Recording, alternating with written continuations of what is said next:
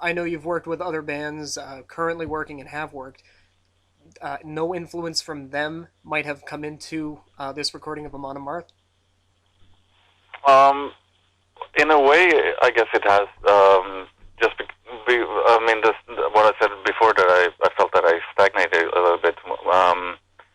When I started playing with my childhood friends again, I found a new, I guess, a little bit new passion for playing and for playing my instrument. So that's definitely something that has reflected also in Amon Amarth. Well, that is true. Yeah, I guess that would be then. I guess I kind of just made me repeat the same question for some reason. Um, okay, you guys have a tour coming up here in the States soon. I believe in April.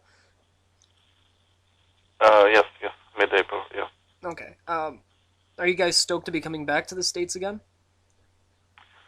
Yes. Well, yes and no. Well, yes, obviously, but we're uh, it kind of the schedule fucked up a little bit because we had different plans and then that didn't work out. So now we had to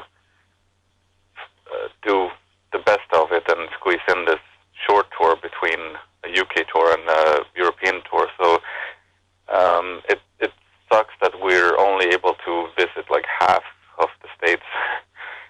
um, and But I mean that we just did what we could of the situation and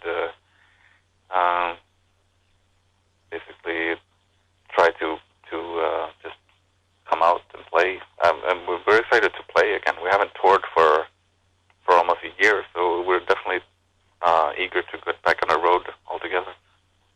Well, I can't wait to see you guys again. I saw you on the Twilight of the Thunder God tour. Definitely an amazing show, and I definitely want to go catch you guys again.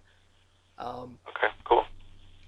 Out of all the countries that you guys play, this is going to be a bit of a biased question, I guess, but which one is your favorite? Which gives you the best fan reaction? Of countries, Yeah. that's almost impossible to say. I mean, uh, it really depends on where we play and what the situation is. So it gets a little bit impossible. I mean, I could say Wacken in Germany when we play for like 80,000 people. That's we get a quite big response there. But obviously, I mean, it depends on the venue and depends on the crowd. But definitely, it's all comes. I mean, it doesn't really matter if it's 500 or 5,000 people, as long as people are enthusiastic. Then we're having a good show. So it's really I can't answer that question. All right. Well, let's go back to the CD then for a few more questions here. I didn't get to hear the bonus tracks. Unfortunately, the label didn't send them to me for the review, but you guys are covering for the pre-order versions of the album War Machine by Kiss and Balls to the Wall by Accept. Why did you guys choose those songs as bonus tracks, and why did you choose to even do covers for the bonus tracks? Well, we recorded three songs. We also recorded Aerials with System of a Down. Oh, that's right. I did It hear was about that. well, it was the idea.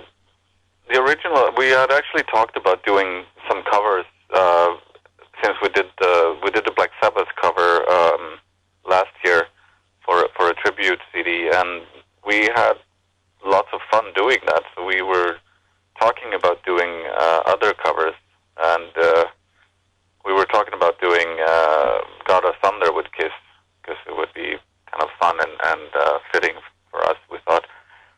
And then when we started talking about this album with the record label, they requested bonus songs for the different releases that they were planning, and we since we'd never do any other songs than the songs that come on the album. The idea came up that we should do a couple of covers for these bonuses, and then we started talking about that again. And then when we looked into the Kiss song, we felt that maybe God of Thunder was not the most interesting song to do, so we picked War Machine instead. We thought we could do something cool with that. And then Accept, Balls to the Wall, it was pretty easy. I mean, we're all big Accept fans, and Balls to the Wall, that song, Johan, the guitar player, he already knew the song, so it was really easy. The third song, the Aerials cover, was really, we had actually no idea which third song to choose up until mid-October when we were already in the studio recording. But then we went to Japan for Loud Park, and we ended up one night in a karaoke bar, and that song came up, and it's a song that has been important for the band. Actually, nearly broke us up, but made us now. Every time we hear it, we all sing along to it because it's one of those songs that we have all some shared memories from, basically. But that song came up on the karaoke, and when we came back home, we were like, "Hey, we should just do the Aerial song as a cover." Basically, almost only because that's the last song people would expect us to do, and it would be something fun to do. So we tried it out, and we thought it turned out pretty cool. So that's how that came about. Okay, I just want to ask you something. I'm not sure if I heard it wrong. Did you say that song Aerials almost broke the band up? Well, not that song maybe, but we had one of those big band fights over System of a Down, where some people in the band, it was by the time when System of a Down kind of breaks through, I guess, and some guys in the band thought it was a good band, and other guys in the band thought it was the worst band ever, and we had one of those big fights about it. What side were you on? What? What side were you on? I was on the pro side, actually. Right. But I was against the song when I first heard it. A friend of mine showed it to me, or the band. I was like, well, this is really crap. But then after a few listens, I actually enjoyed the band, and but I mean, that's not important. Now we all think they're. It's at least that album is a brilliant album, we think. Yeah, they did. One of those songs that they put out some interesting stuff. Kind of had this. Yeah. Well. Okay. I wouldn't say we're big fans, but it's just that song is one of those songs that whenever it comes on, everybody's singing along to it, basically. So it's a fun thing. Nothing like fighting in arguments to bring a band together, especially when it's over music. Yeah, exactly. All right, well, I'm going to leave you with one last question here, and it's one thing that I personally want to know as well. One thing I've been seeing around the net, a lot of fans, they've been praising Loki's Treachery Part 2, and a lot of comments from people hoping that Amon Amarth will see it. They're pleading for a Part 3.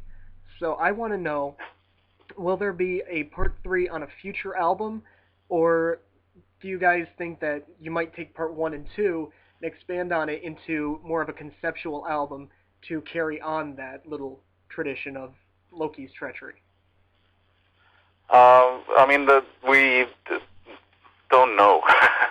That's actually the brutal truth of it. I do know that Johan has the lyrics for the song, as he did with the Loki's Treachery Part 2. He already had the three parts written when we started the first one. The reason we didn't write the second one until now was because we just didn't come up with the right ideas. And I mean, it's pretty obvious if you listen to Twilight of the Sun and God, none of the songs on that album would have fitted the lyrics